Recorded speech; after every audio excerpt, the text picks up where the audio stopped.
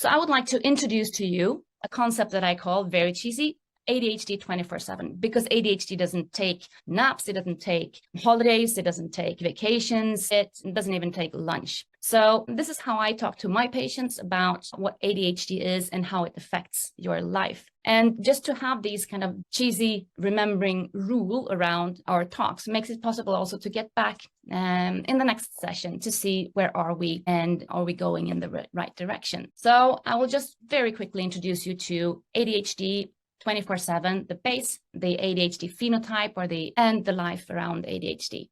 So the first one, the two in the 24 model would be what everyone needs to be able to talk about mental health. Doesn't matter really if you have ADHD or not, because you need a tribe, you need a social context where you feel like you can express your needs and your emotions without being judged, and that someone knows you and cares about you. And you need a purpose, and your life has to have a purpose and a goal, and you need to something that is bigger than yourself to set your goals towards, and a feeling that you are contributing to a greater good, something that is bigger than yourself.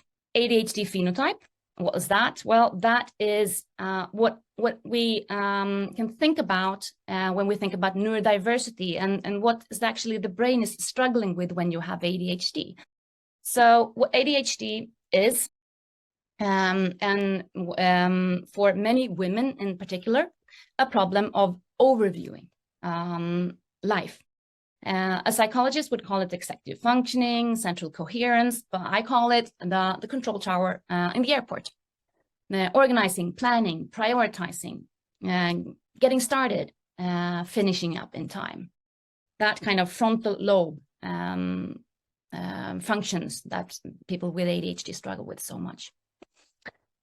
We also struggle with the internal volume button, what psychologists would say about called perhaps emotional regulation, diversion, but what ADHD people may call problems regulating the volume button in brain areas involved in not only hyperactivity, but also energy, appetite, sleep, and emotions, of course.